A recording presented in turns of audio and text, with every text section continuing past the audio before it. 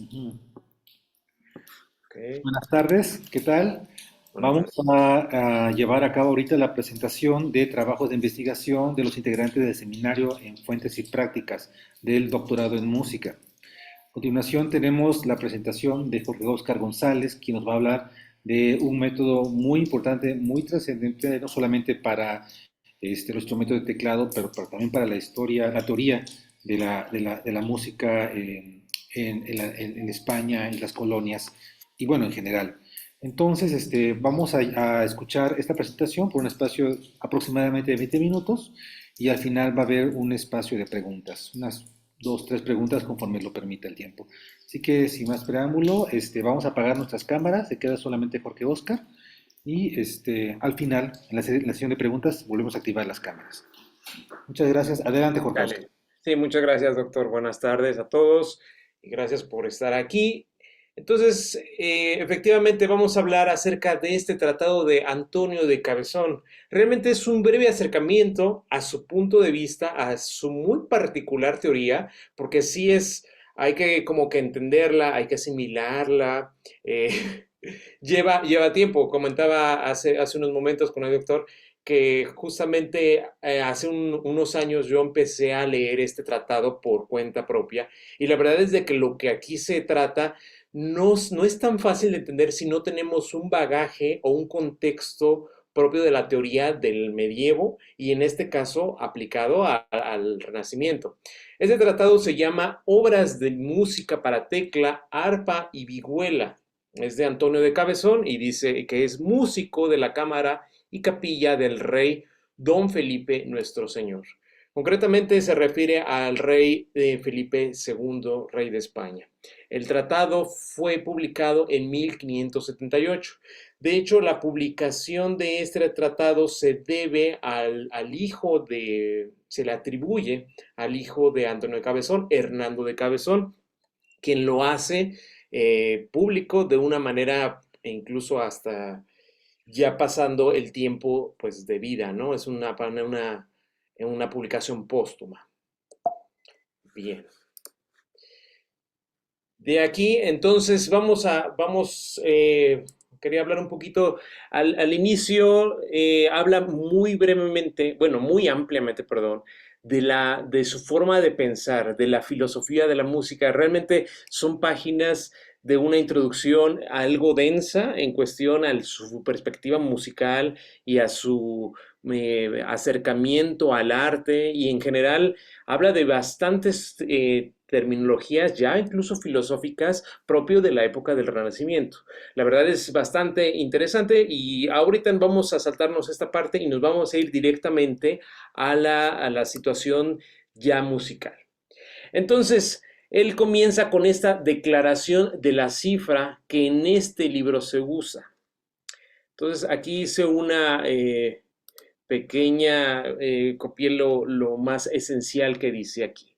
Este es el primer párrafo y que dice así, lo copié literal con el uso del español antiguo, entonces cualquier cosa, bueno, lo vamos a poder ir eh, resolviendo. Dice, para inteligencia y uso de la cifra de este libro, se ha de presuponer que el que quisiera poner las obras de él en tecla, arpa o vihuela, este tratado está escrito para estos tres instrumentos. De hecho, habla mucho acerca de la facilidad con que se pueden usar o aplicar estas teorías y estos modos de acercamiento musical a estos otros instrumentos. Casi siempre se enfoca en la tecla y después dice, bueno, y también se aplica para el arpa y la vihuela, de manera fácil, o sea, se aplica. Entonces continúa, dice, ha de saber cantar y tener muy conocidos y en la memoria los signos de la música, significados en esta cifra. Por las 7 primeras letras de guarismo. Guarismo es, aquí puse una anotación, es perteneciente o relativo a los números.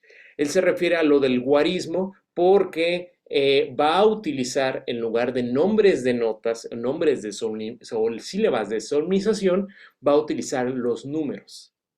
Y dice letras de guarismo que corresponden a las 7 letras de los signos, a los signos de solmización. En esta manera, uno va a empezar a partir de F faut, el 2, G sol re ut, el 3, a la mi re, el 4, be fa mi, el 5, C sol fa ut, que bueno, el 4, be fa be mi, es lo que menciona ahí, el 5, C sol fa ut, el 6, de sol re, y el 7, el la mi. Traducidos al solfeo moderno es fa, sol, la, si, do, re y mi. Es a partir de fa. Dice, y continúa, dice, salvo que para distinguir los 7 signos graves, aquí se comienza a contar desde F faut de retrópoles. Otra palabra extraña que hay que contextualizarla.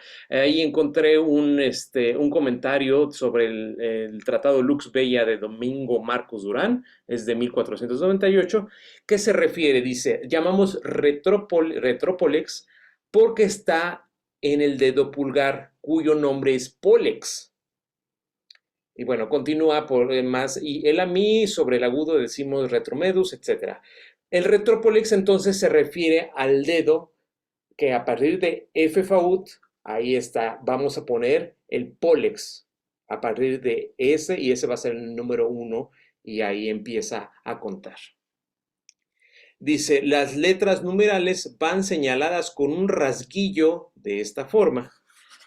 Si alcanzan a ver en la parte de abajo de los números, va a tener, esto incluso lo copié directamente del tratado, va a traer este pequeño rasguillo abajo de los números y esta sitúa el registro en el cual comienza el teclado. Concretamente, el fa, digamos en este caso el número 1, va a empezar en lo que equivale al fa 4, fa registro 4.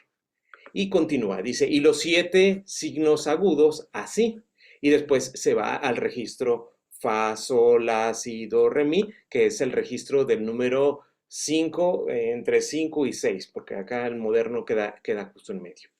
Y sobre los agudos, con un puntillo en la parte de encima de esta otra manera, que va a tener un puntito. Entonces ya aquí tenemos 3 registros o 3 octavas a nuestro usanza teórica moderna. Dice, si encima de los agudos hubiere alguna obra, los números de los puntos que subiere se señalarán de más del puntillo con una coma o señal de esta forma. Es decir, va a tener una coma arriba de los números. Y si de los graves bajaren más abajo los signos que fueren, se señalará de esta manera.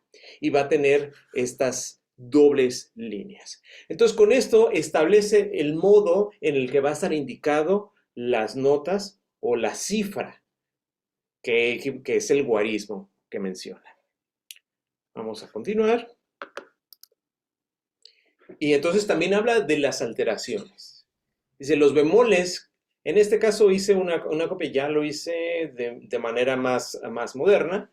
Dice, los bemoles que ordinariamente caen en 4 y 7 se señalarán de esta manera.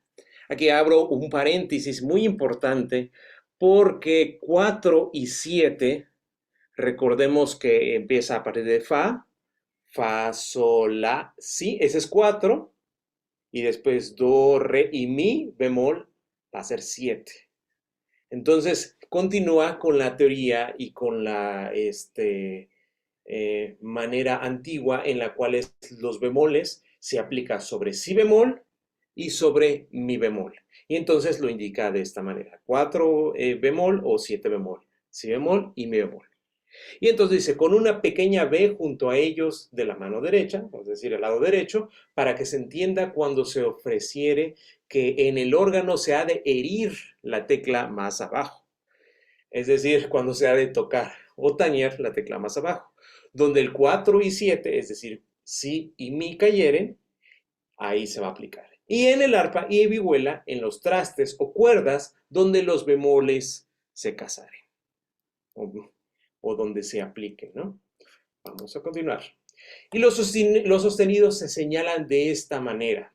De igual manera, habla de los sostenidos con la naturaleza de la solmización, en cual aplica sostenido para 1, 2 y para 5. Es decir, 1 que es fa, 2 que es sol, sol sostenido, y 5 que es do sostenido. Dice, para que se entienda cuando ocurrieren que en la tecla se ha de tocar la negra, es decir, las teclas negras, que está encima de la blanca donde cayere. O sea, se va a notar esta alteración. Y continúa, ha de entenderse a sí mismo que en cada una de las reglas de la cifra está puesta una de las voces de la obra cifrada por manera de cuantas voces fuere. Tantas reglas habrá en las más altas, los triples y contraltos, y en las más bajas, tenor y bajo. Entonces, aquí hace una aplicación de que entonces entre las voces vamos a encontrar toda esta explicación y hace el ejemplo, la declaración del ejemplo, donde pone 4 líneas. La primera línea la asigna al tiple, la segunda al contralto, la tercera al tenor y la cuarta al bajo. Ahorita vamos a ver cómo funcionan este método y cómo aplica en cada una de las líneas, porque a diferencia del pentagrama, no leemos, aquí en este sistema no se lee como de en donde está puesta la nota equivale a un sonido en altura, sino en esa misma línea con lo anterior, con los números, con los guarismos y con todas las pequeñas diferencias, ahí es donde se va a ver la altitud o la extensión de, la, de la escala. Bueno, aquí copié un texto directamente, pero aquí nada más voy a mencionar estos pequeños signos.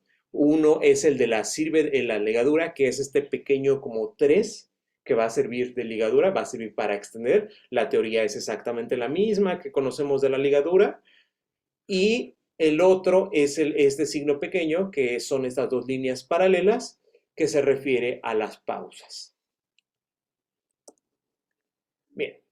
Añade también una tabla de la cifra, una tabla rítmica. Comienza desde el longo y termina hasta las semicorcheas. Básicamente va explicando cómo la duración rítmica de cada uno. Lo interesante también es de esta tabla es que únicamente no se enfoca en la partición rítmica, sino que añade estos números que nosotros vemos por acá, y esos números pues sirven como ejercicio incluso de solfeo, porque ya está indicando una nota y esta nota dura tanto y esta nota dura tanto y así. Entonces vamos a hablar cómo funciona. Dice, el longo se pinta así, es este cuadradito que conocemos como el longo. Entonces indica el 2 y va a durar 4 de estos tiempos grandes. Entonces este longo se extiende con esta ligadura que tenemos aquí, O2, empezando 1, 2, 3 y 4. Va a durar 4 y está en el número 2, es decir, está a partir de la nota sol. Esa es una indicación nada más meramente de referencia, no aplica obviamente para todas las notas, pero entonces el sol, entonces sol, esto es este longo. Después el breve se pinta de este modo, tiene una línea un poquito más larga del lado izquierdo. Entonces aquí está el ponte la breve, que va a durar 2 tiempos, por así decirlo. Entonces empieza de sol, sol y después la. Entonces ya tenemos el tiempo de la breve que dura esta extensión. Después la semibreve, que se pinta con este circulito. Entonces, en la breve vamos a tener el 3 y el 5, que es la, do, y va a durar cada uno un tiempo. Y entonces después continúa así, y después con sí, y después con la. Así va continuando durante cada uno de los tiempos, digamos, esa es la aplicación y el entender cómo funciona este de aquí. Entonces, ahora voy a continuar nada más esta sección. Dice la semibreve con puntillo. Aquí, como pueden ver, no se pone un puntillo como tal, simplemente es la duración. Como ya lo explica anteriormente, entonces el puntillo equivale a la mitad, como cualquier otro puntillo que nosotros conocemos.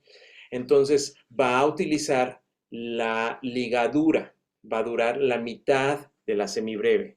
Entonces, por ejemplo, este que es sol, sol va a durar, entonces por así decir, una redonda con una blanca en solfeo moderno. Y entonces sol, y después la blanca, y después va a contar si, y después do. Hace ese pequeño ejercicio de solfeo. Me voy a adelantar un poquito. El tratado, incluso es lo que se explica en mi artículo de la materia. Entonces se explica pues, todo esto y aparece toda esta cuestión del modo de usar la cifra en la versión rítmica. Bien, entonces, ya entrando en materia, además aparecen estos ejemplos sumamente rápidos. Aparece inmediatamente, ¡pum! Entonces el ejemplo de la B cuadrada. ¿Cómo funciona la B cuadrada? Funciona de este modo. Entonces, aquí ya tenemos la primera ejemplo de la aplicación de todo esto de acá, ¿no? Entonces, lo que justamente les hablaba es que la primer voz que está en la parte superior va a tener una nota, la segunda otra nota y la tercera otra nota y así sucesivamente. Entonces, siendo así, siguiendo los ejemplos que él nos indicó, entonces esta nota, el 4, equivale a un si, va a durar una redonda. Este sol que está en sostenido va a ser un sol sostenido. Y después este 7 que está en el registro más abajo es un mi. Y después una octava más abajo va a ser un mi.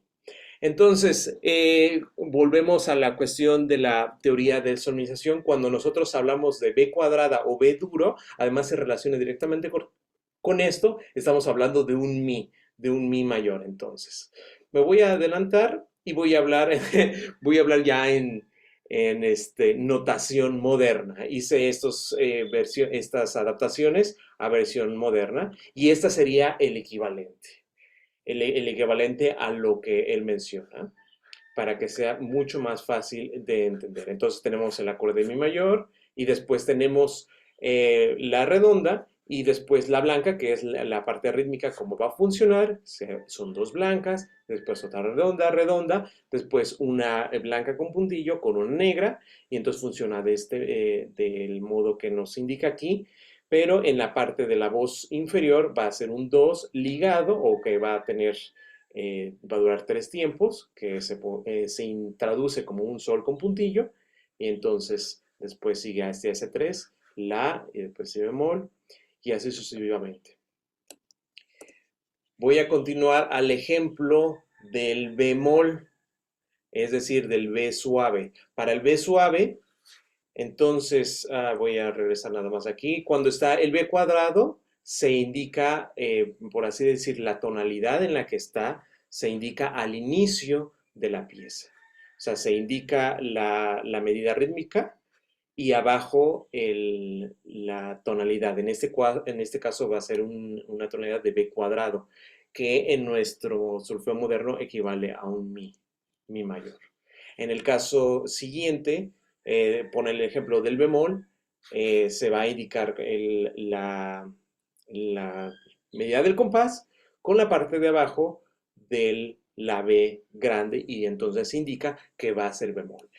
Aquí indica que es la teoría que nosotros conocemos, todos los síes bemoles, es decir, los 4 que vamos a encontrar van a ser bemoles, es decir, estos 4 que están aquí. Y cuando nosotros encontremos una alteración, acá va a estar, cuando pongamos hacia el modo natural, por ejemplo, este 4 que tiene una X, no es un si sostenido, sino es un 4 B4 o un si B4. A eso equivale esta X porque estamos en un ejemplo de bemol donde todos los síes son bemoles. Voy a continuar. Hace un apartado también de la parte técnica. Es muy interesante porque se toma el tiempo para explicar incluso temas de digitación en instrumentos de tecla. Recordemos que este tratado habla nada más de instrumentos de tecla. Sin embargo, bueno, ¿cuáles son los instrumentos de tecla de esa época? Pues bueno, lo era el clavecín, el órgano, el clavicordio, y es muy posible que haya tenido virginales, el virginal que pertenece más a la parte de Inglaterra, pero que bueno, es básicamente de cuerda punzada y suena de manera similar. Bien, entonces me quedan ya 5 minutos. Voy a irme más rápido.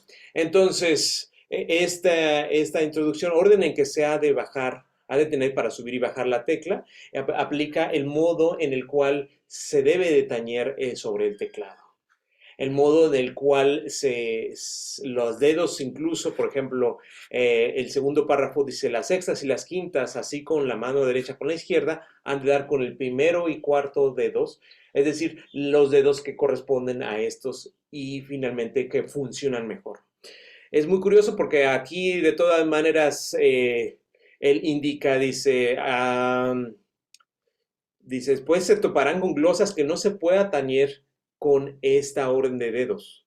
Entonces cada uno haga con los dedos que mejor se amañare. Es decir, sí hace una sugerencia, pero también dice, bueno, finalmente el chiste es tocar las notas que están y si no funciona esta digitación, es importante hacerlo de otro modo. Me voy a continuar porque sí quiero hablar un poco de las piezas. Entonces, de las piezas comienza con estos dúos que son dúos para principiantes. Es bastante ya el inicio de acá, como que se fue reforzado la parte teórica y ya después la práctica ya es mucho más suave en el modo de que vayamos entendiendo el modo, la parte del solfeo y la parte de cómo leer esta música. Entonces empieza con los dúos que son literalmente a dos voces. Acá tenemos la voz superior y la voz inferior, va a ser por B cuadrada.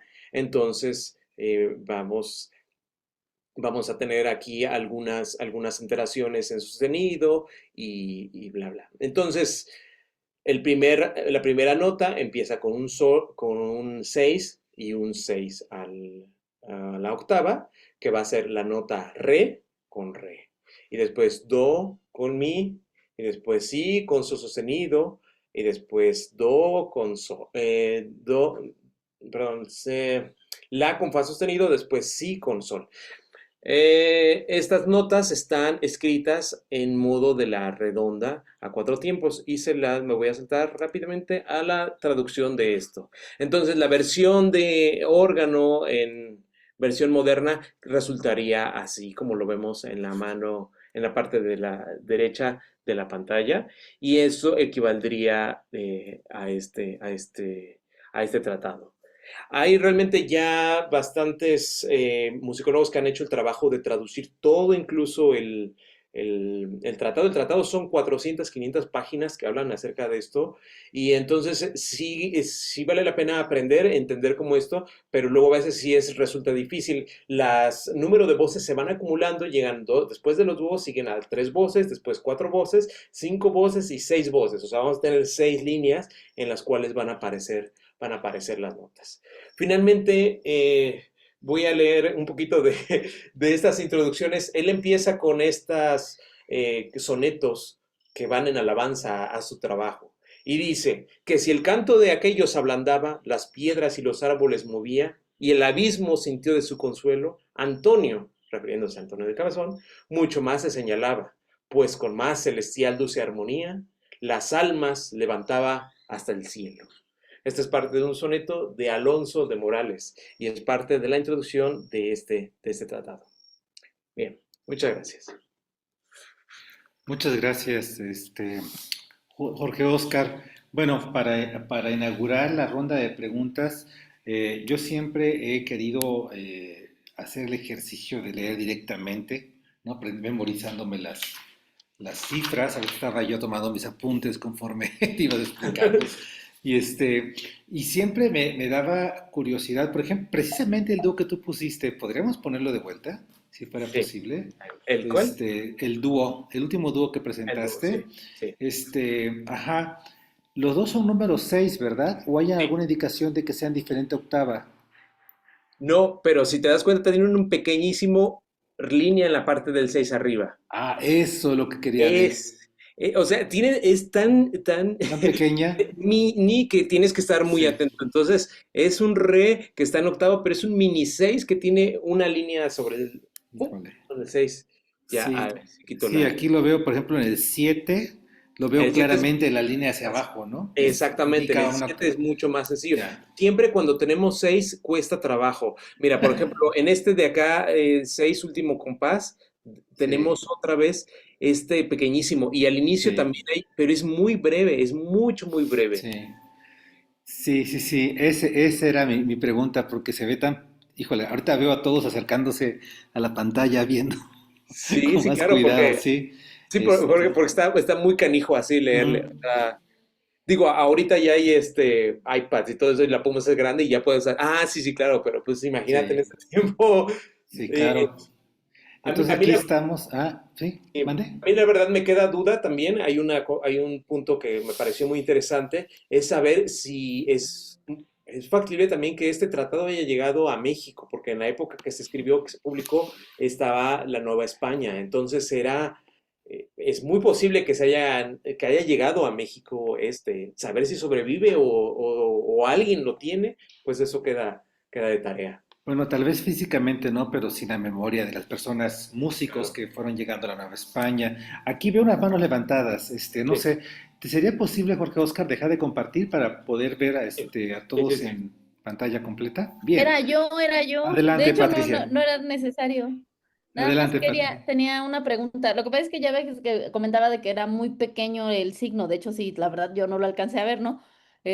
Pero quería preguntar supongo que tiene que ver la pregunta sobre los registros precisamente en las voces y bueno, el cruzamiento, ¿no? Pero quería yo preguntar, ¿qué tanto podría ser, por ejemplo, un error de impresión o un error una manchita ya de tantos años, ¿no? También. Sí, en el caso de esto no es, podría hacerse. Sin embargo, pues también se viene con la lógica de lo que continúa. O sea, el primer ejemplo, en la primera nota, bueno, voy a volver a compartir para que lo tengamos y sepamos de qué estamos hablando. Entonces, aquí particularmente este re, la siguiente nota es un mi. O sea, no hay como un salto de séptima, y menos para la música del Renacimiento. De re, mi. No, entonces sería re, mi y fa sostenido. O sea, tiene como cierta lógica. Entonces ahí es donde el 7 sí se ve muy claro la línea. Es muy claro la línea. Re, mi, fa, sol y después otra vez mi, re. Y entonces sol, fa. Entonces va teniendo así su secuencia. Digamos, si hay alguna duda, pues simplemente se prueba y ya queda de ese modo, ¿no? Gracias. Sí, Sí, como por contexto, ¿no?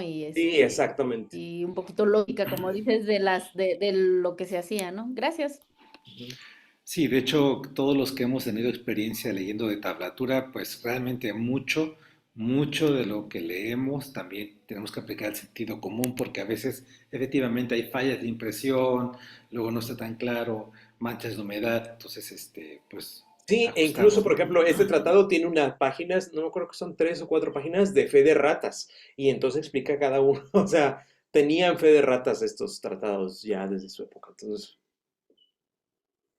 Perfecto. ¿Alguna pregunta más? Yo sí quisiera hacer por ahí una pregunta. Maestro Antonio. A ver, a Antonio y después Adelante, yo. Ángel, adelante. Maestro, usted levantó la mano. Ah, Yo me espero. yo nada más quería preguntar a Jorge Oscar si hay algún ejemplo de alguna tablatura ornamentada ahí en el sí, sí hay, tratado. sí hay, sí hay ejemplos de tablatura ornamental, Ajá, ornamental. sería De hecho, interesante de hecho, bueno, conocer. ahorita este de acá, por ejemplo, aquí tenemos un pequeño adorno, este de acá, que es, no sé si ven mi puntero, Ujú, está sobre 4, después, pero en la parte de arriba, sol, fa, sol, entonces tiene ese pequeño ornamento, pero es un ornamento escrito realmente. ujú, Y ok. así se muestra. Déjenme voy al siguiente, que sería este de acá. Algo así, que sería este último compás. Este Ujú. de aquí equivale a este de acá. Ok, gracias. ¿Sí? Sí. Adelante, Ángel. Sí, gracias. Yo nada más tengo una pregunta. Si sabemos más o menos en qué momento dejó de usarse este sistema como lectura para el tecladista, y también si hay por ahí algún escrito o alguna fuente que nos diga por qué, o que nos dé algún indicio de cómo o por qué este tipo de escritura perdió como el favorecimiento ante lo que es la escritura moderna. Sí, bueno, lo de el uso de las tablaturas, la última pregunta se refiere realmente al uso de la tablatura. Sí, pues ¿qué ganó? Pues la tablatura italiana, que es la que, la que ahorita conocemos y es la que permeó pues simplemente más, ¿no? Esa pregunta, digamos, aplica para todas estas tablaturas, tanto la alemana, o sea, todo eso, y todas son diferentes e intrincadas y hay que meterse a estudiar. O sea, esa es la razón por la cual pues, se dejaron, o sea, encontraron otro método más sencillo que fue la italiana, entonces pues ese vamos nosotros para allá, ¿no? Ya para qué nos complicamos tanto explicar mi método de tablatura si hay algo mucho más sencillo que eso. Entonces, eso creo que valdría, es más como la cuestión del movimiento histórico. Después, fíjate que de otros compositores que hayan tenido como el uso de este sistema, no encontré alguno, pero sí, digamos, la influencia de la música de Antonio de Cabezón, pues se nota en compositores como Correa de Araujo o Antonio de Cabanilles, que ahí, sobre todo, más que el tipo de escritura, en el estilo de escritura que él manifiesta en este tratado, que son los tientos consolida mucho la cuestión de el tiento como una forma, como un estilo compositivo. Y entonces a ese sí, los tientos sí quedaron hasta compositores del barroco español. Muchas Muy gracias. bien. Bueno, por desgracia tenemos que cortar aquí para poder dar paso a la siguiente presentación del día. Así que muchas gracias, Jorge Oscar, un aplauso por tu trabajo. Gracias. Y pauso brevemente la grabación.